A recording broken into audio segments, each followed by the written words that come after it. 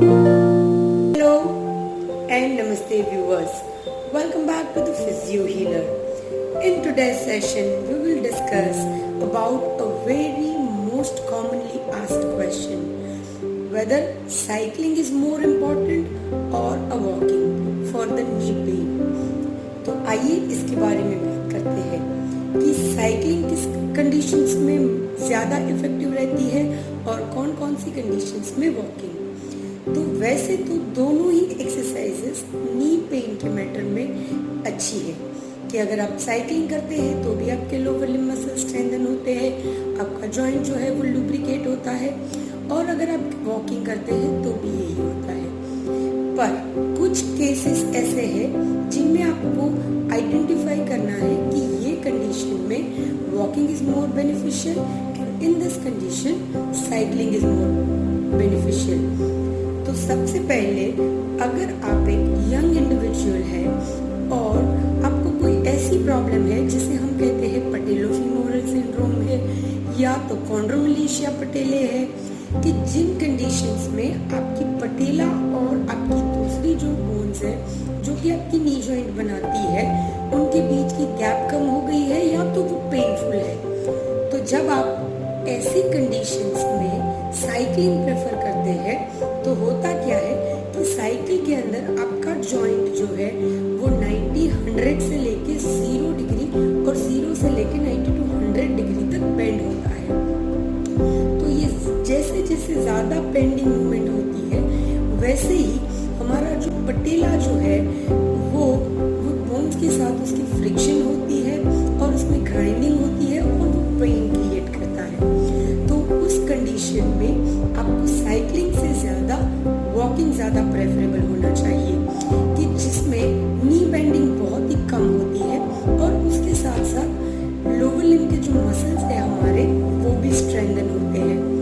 But ये हमेशा ज़रूरी नहीं है कि आप साइकिलिंग नहीं ही कर सकते।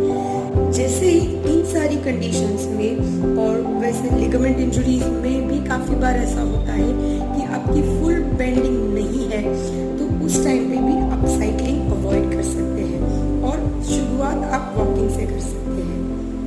जैसे जैसे आपकी कंडीशन सही होती जाती है, पेन कम होता जाता है, बेंडिंग जो है वो इम्प्रूव हो जाती है तो आप स्विच ऑन कर सकते हैं साइकिलिंग पे। दूसरी एक चीज़, अगर आपको वॉकिंग में भी दिक्कत है, आपको पटेला रिलेटेड इश्यूज है और आपको साइकिलिंग में भी इश्यूज है कि आप वेट बेयर जब करते हैं चलने के टाइम पे तो आपका पूरा बॉडी का वेट जो है वो नी जॉइंट पे आता है। तो ऐसी कंडीशंस में आप अपनी साइकिल की हाइट जो है वो उसे इंक्रीज कर सकते हैं और फिर आप पैडलिंग करेंगे तो वो आपके लिए बहुत ही ज़्यादा इफेक्टिव भी हो सकता है क्योंकि आपका सारा वेट जो है वो आपके हिप जॉइंट पे या तो आप सीट पे बैठे हैं वहाँ पे ट्रांसफर हो जाता है और बाकी का वेट जो है वो आपकी फुट पे ट्रांसफर हो जाता है। तो इन कंडीशंस में साइकिलिंग हो सकती है।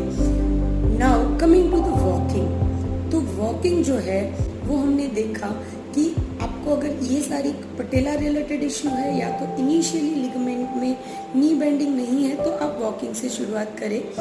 पर अगर आप ओल्ड एज के पेशेंट है, आपको आर्थराइटिस जैसी कंडीशन है कि जिनमें आपकी जॉइंट स्पेस जो है वो कम हो चुकी है या तो आप ओल्ड एज आर्थराइटिस प्लस आप हेवी वेट है, तो उन सारी चीज़ों में अगर आप वॉकिंग प्रेफर करेंगे तो आपका बॉडी का जो भी मैक्सिमम वेट है वो आपकी नीज पे आएगा और ऐसे कंडीशंस में काफ़ी बार पेन भी हो सकता है। तो उस कंडीशन में वॉकिंग से ज़्यादा आप साइकिलिंग प्रेफर कर सकते हैं और जैसे जैसे आपके लोअर लिम्ब मसल स्ट्रेंथन हो जाए तो आप फिर से वॉकिंग स्विच ऑन कर सकते हैं क्योंकि आर्थराइटिक कंडीशन में आपकी गेट ट्रेनिंग होनी भी बहुत ज़रूरी होती है क्योंकि काफ़ी बार कुछ डिफॉर्मिटी जैसे कि वेरस डिफॉर्मिटी, वेलगम डिफॉर्मिटी जिसको हम नोकनी और बोनी भी कहते हैं, उन कंडीशंस में आपका वॉकिंग से आपका गेट जो है मतलब कि आपके चलने के जो पैटर्न है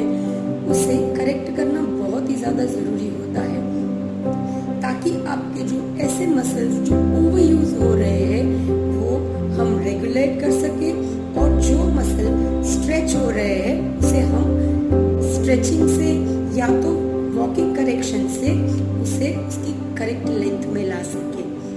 तो ये मेजर डिफरेंस था वॉकिंग और साइकिलिंग के बीच में। दूसरी एक चीज कि अगर आप ओल्ड एज है या तो यंग इंडिविजुअल है जिनको बैलेंस की इश्यू है, तो ऐसी कंडीशंस में भी आप साइकिलिंग मतलब स्टैटिक साइकिलिंग करते हैं तो सही है कि आपको उसमें बैलेंस नहीं करना है। बट अगर आप अपनी जो रेगुलर साइकिल है, रोड साइकिलिंग जो है वो प्रेफर करते हैं, तो काफी बार इम्बैलेंस के इश्यूज भी होते हैं। तो अगर आपकी बैलेंस जो है वो इम्प्रॉपर है तो ऐसे कंडीशंस में भी आप वॉकिंग को प्रेफर कर सकते हैं रादर देन साइकिलिंग। बट अगर आपके पास स्टैटिक साइकिल या तो जिम साइकिल भी जिसे कहते हैं वो अवेलेबल है तो आप उसे यूज कर सकते हैं। तो ये थी कुछ information in brief about walking and cycling. अगर आपके पास कोई ऐसे क्वेश्चंस है जो आप हमारे इस टॉपिक में कवर नहीं हुए पर आपके डाउट्स है कि ये हमारी प्रॉब्लम है और इसमें हमें वॉकिंग करना चाहिए या साइकिलिंग, तो हमें नीचे कमेंट बॉक्स में कमेंट करें।